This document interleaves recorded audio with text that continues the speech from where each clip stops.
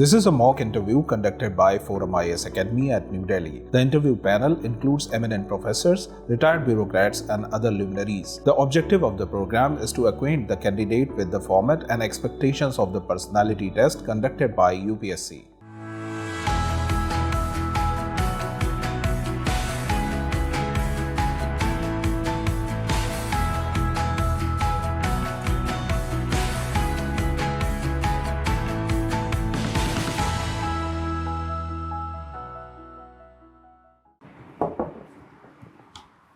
May I come in, sir?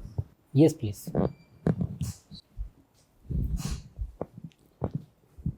Sayem. Yes, sir. Please sit down, Sayem. Thank you, We sir. met earlier, na? Yes, sir. We met earlier? Yes, sir, we have. All right, yes. All right. So, Sayem, how are you feeling now? Sir, good. Good. Thank you. All set for the interview? Sir, yeah, things All are right. good. When is your interview date? 28th. 28th. Today, तो अब तो बहुत कम time रह गया है. Yes, sir. So, tell me, Sayem, Yes, sir. in last 5 days, what have you done? Sir, How have you prepared yourself? So, sir, I attended some mock interviews, and based on that, whatever feedback I got, I identified some gaps and I have tried to work on them. There were certain areas in my DAF I have tried to improve upon. Give them. us the details. So there's one thing, one feedback I got somewhere that I should brush up some of my basic telecommunication knowledge. So I did that. Apart from that, I was also told to do a bit more research about Bihar's history. So I did that. These are two primary things that I have done. You have written about it. Mir Taqi, Mir and Ghalib. Yes, sir. So give us very short share of Ghalib as well as Taqi, which will make the distinction between the two. Okay. Sir, can I have some time to organize my thoughts? Sure.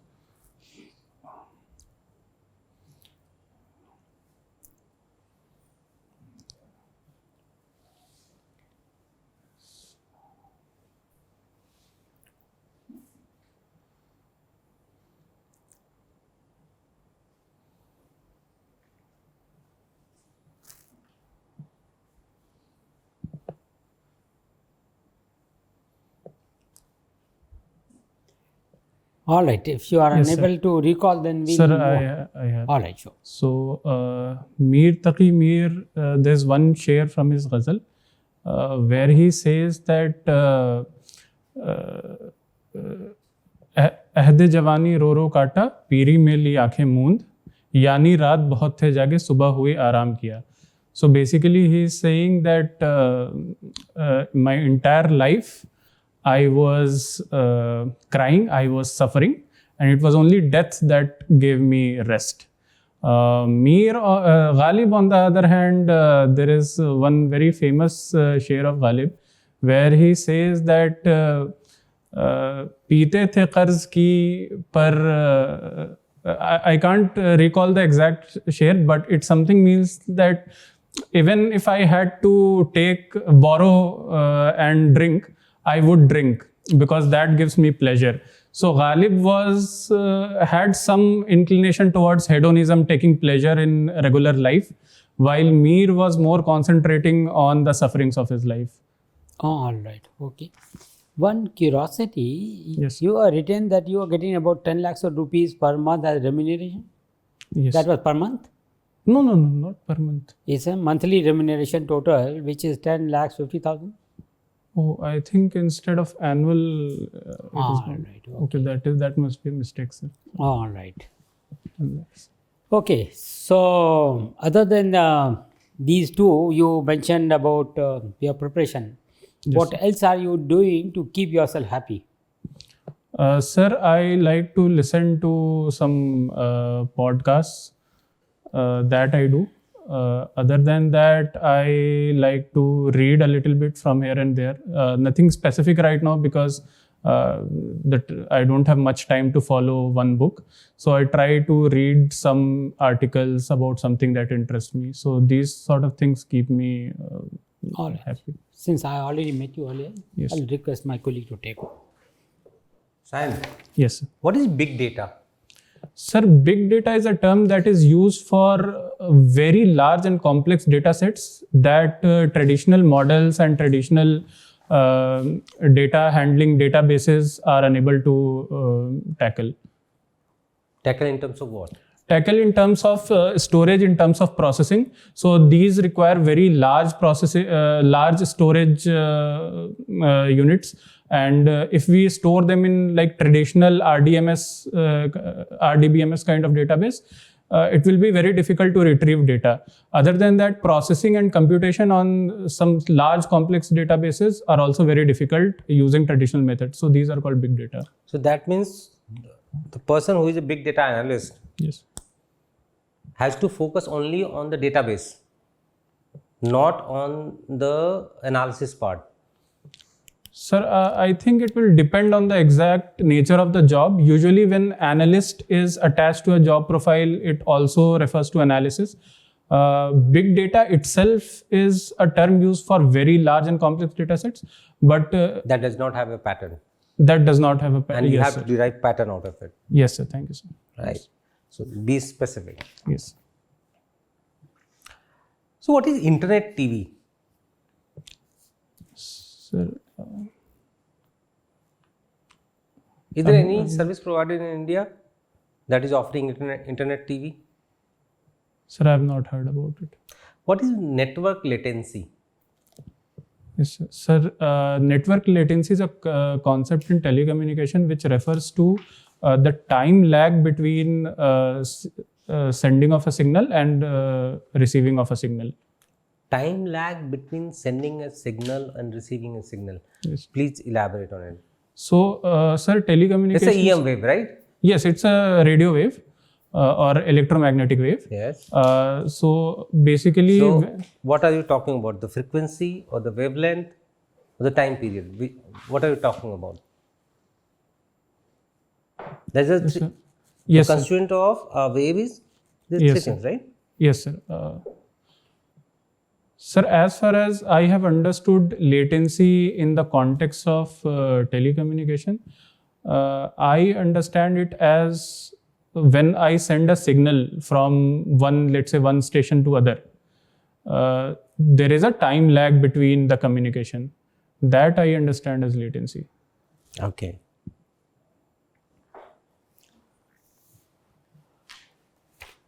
Tell me, since you have studied sociology, right? Yes. What is the reason? I mean, you have to explain this question from sociological perspective. Okay, sir. What is the reason behind rise of religious consciousness Mhm. and religious fundamentalism across the globe, including India? Okay, sir. Sir, religious consciousness, in my assessment, has always been there, especially in the eastern part of the world. Because in the West, there was a rise of secularism which led to a decline of religious consciousness. But in the East, religious consciousness has always been there. However, we can say that religious consciousness can be used to create religious fundamentalism. Now, the question is why religious fundamentalism occurs, and there are various theories. Some common factors that have been identified by many sociologists are, some of these are, number one, there is a feeling, if there is a feeling of deprivation among a group that identifies based on religion. Why does that happen? There's a specific theory for that in sociology. Sir, I believe it is called the relative deprivation theory or the social strain theory. A structural strain theory is also there. One is structural strain theory, but Yes. that's not the most common and most famous one. Anyways, read upon it. Okay. My last question to you. If you're given a choice, I mean, you're selected and you're given a choice to choose between two districts. One that has got a problem of drug menace. Okay. And second is actually going through religious a war or something. Which one will you choose?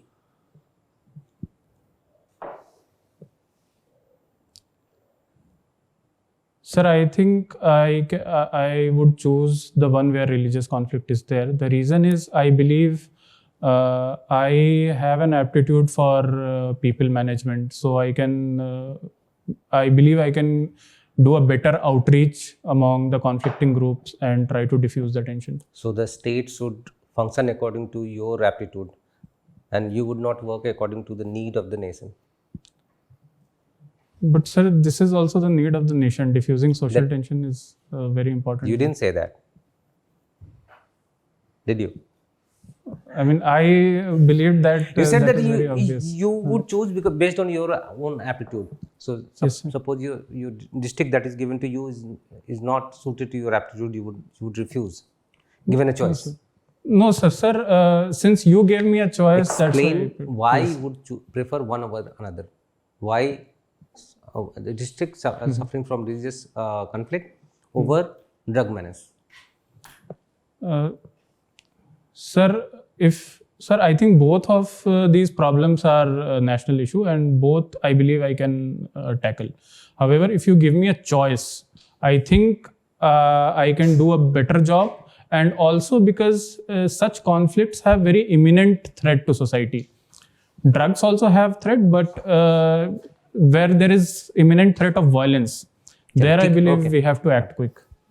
Okay, Sayem, your name is Sayem or Sayem. Sayem. Yes. Okay, Sayem Raza. Yes, ma'am. Okay, Sayem. So your hobbies, Urdu poetry, Ghalib, Mir. Yes. So tell me that where is the origin of Urdu language?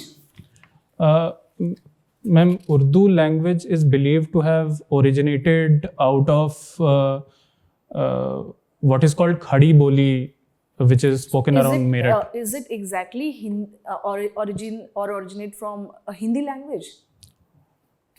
And the grammatical structure is supposed to have originated from the Abhrams family of languages, from which Hindi has also come. Can we say that its origin is from Hindavi also?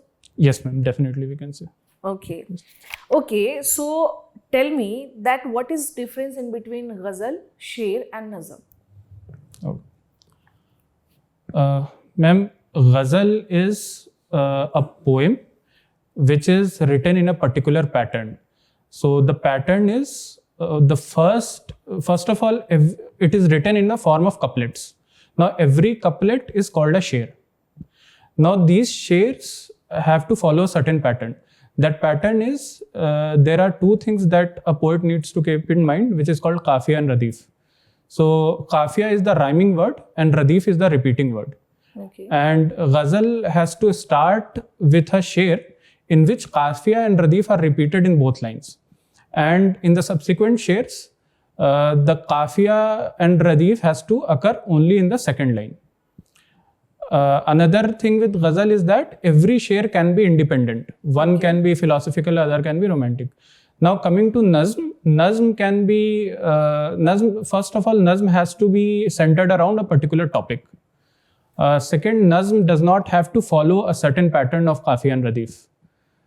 Another important distinction is that ghazal is written in meter, or which is called beher in Urdu, wherein the number of syllables in each sher is very important. That restriction is not there in nazm. And in these three, which we sing? Both ghazal and nazm can be sung. Ghazal is written in a way that it has to be sung. So you cannot write ghazal out of meter. That will be. So these all are, we can say that these all are also with the song? Yes, these Song can be mode? form of song. Yes. Okay. Yes, ma'am. Okay, so I want to your opinion. Who is more realistic? Is Mir Taqi or Mirza Ghalib? Through his poem? Ma'am, in my view, I feel more connected to Ghalib because I feel he is more realistic.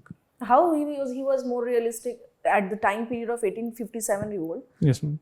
His time period was that? Yes, ma'am. But most of time, I don't think so. Okay, his any poem is related to 1857 revolt. Yes, ma'am. So how can we say that he is more realistic? Ma'am, by realistic, I am particularly referring to his pragmatic attitude to problems. So I would like to tell you an Most anecdote. of problem which is related to love also. Love life also? It is a part of his. Most of issues raised by Mirza Ghalib in his poem, that is related to love life, relationships, this type of issues. Ma'am, I don't agree with that characterization of Ghalib, because if you start reading Diwan of Ghalib, the very first ghazal is a very philosophically profound ghazal. And second, I think Ghalib was a very pragmatic person, because there is a very interesting fact that Karl Marx read Ghalib and he wrote a letter to Ghalib. And he asked precisely this question, that why don't you write about social issues and about peasants and farmers? And Ghalib was very straightforward in his response that I get salary from the king.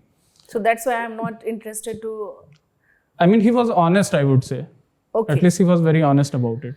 Okay, recently Gyanpith Award announced. Yes, ma'am. So in Urdu, it's Mr. Gulzar sir. Yes. So can you explain that what is his contribution in Urdu languages? Especially in Urdu ghazal? Ma'am, about Gulzar Sahab, I have only followed his cinematic contributions. Okay, not you don't know about literary, him. yes. Okay, okay. So please tell me, Sayem, that you are also from the branch of telecommunication. Yes. Right now, a spectrum allocation is in news. Yes, ma'am. What is the process of spectrum allocations? Ma'am, earlier, before the Supreme Court 2G judgment, spectrum was being allocated on a first come first serve basis. After Supreme Court cancelled the allocations, there was a method of auction. So that was followed for 3G, 4G and even 5G. However, for the satellite internet, government is not going for auction, but it is going for allocation. Okay. Okay, so my last question to you. You're also like philosopher Nietzsche.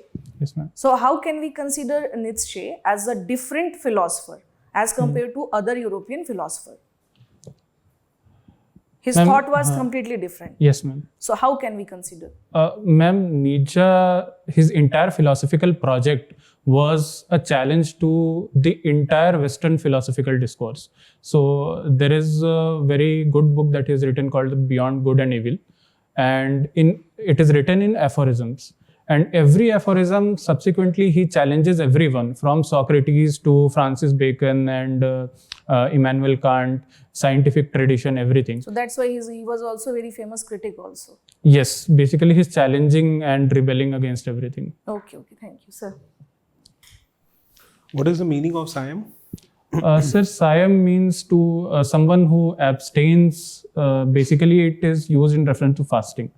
Fasting. Yes, sir. Do you perform fasting? I have sometimes, but I'm not very good at fasting. I would say. You are very good at philosophy. Then why did you choose your optional as sociology? Sir, I believe that sociology is also an application of philosophy. It is social philosophy if we look deeper. So I feel that social philosophy is something that is very useful to understand the world around us. All right. So you might have learned Newton's first law. Yes, sir. What is it? So Newton's first law is any body that is at rest will remain at rest, or which is moving will remain moving unless... So you have to apply this principle from sociological perspective. Give me some examples. Okay. Sir, one example could be tribal societies.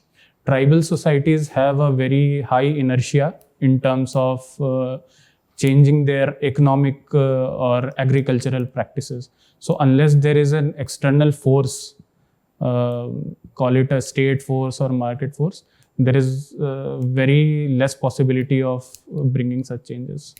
Okay. So recently UCC, Uniform Civil Code, Yes. in news Yes. in Uttarakhand. Yes. And some violence was also erupted in some Yes. parts Yes. of state. Yes. So if you have to apply UCC in Bihar, Mhm. then how would you do it? Sir, I believe that Uniform Civil Code should be a gradual and piecemeal implementation. So what I would do is first create a platform, a dialogue platform, wherein we can bring various stakeholders, talk to them, and understand what changes they are more comfortable with. There is another point that I think is very important is we can create alternative laws. For example, we already have Special Marriage Act or the Juvenile Justice Act, which deals with adoption and guardianship. So these acts provide a secular alternative to the personal laws. So first we can provide secular alternatives and then gradually build consensus so that people move from personal law to a secular law which is uniform. Okay, as far as the tribals are concerned, would you place them in the ambit of UCC or not? Sir, at the moment, I think it's not wise to put them in the ambit of UCC because their culture is very vulnerable. All right. So I believe their culture needs to be protected. But in a long term, like I mentioned, if a larger consensus is built, if they are ready to give up some practices in national interest, then they can, what we call the voluntary UCC, which can be adopted. Okay, as far as Bihar is concerned, I think there's not much population of tribals Yes. in Bihar. Yes. So as far as Bihar is concerned, I think they can be placed in UCC if there is a minor population of tribals. Sir, I am not of the opinion that if the population is very low, we should impose it on them. Even if they are very low in population, we should consult them. All right. Okay, what is the difference between GSM and CDMA? Sir, CDMA is code division multiple access. So, and GSM is global mobile systems. The difference is that when we are sending radio frequencies for telecommunication, what happens is that we have to attach these voice signals with some carrier waves. Now, these carrier waves correspond with some frequencies.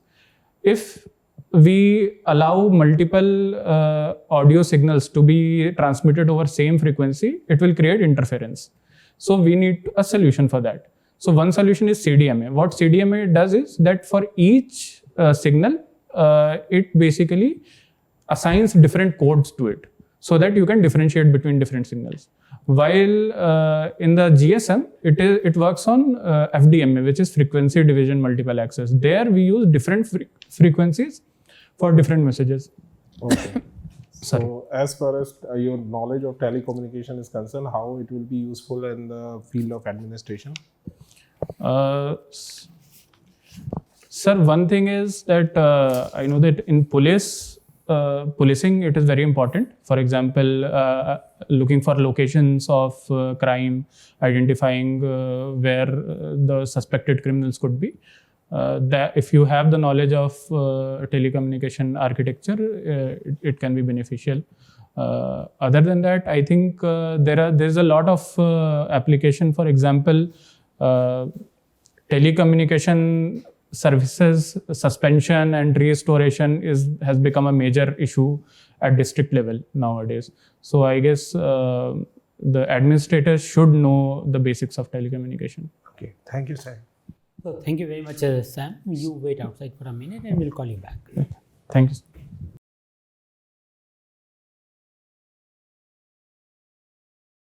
Sam, you are an outstanding candidate. Thank you. Except that somewhere it was perceived that you are very fixed. You did not exhibit the desire to learn kind of thing. Okay. So always leave some scope. Yes, sir. I don't know how will you do that, but you have to convey that yes, I'm willing to learn and accept. Yes, sir.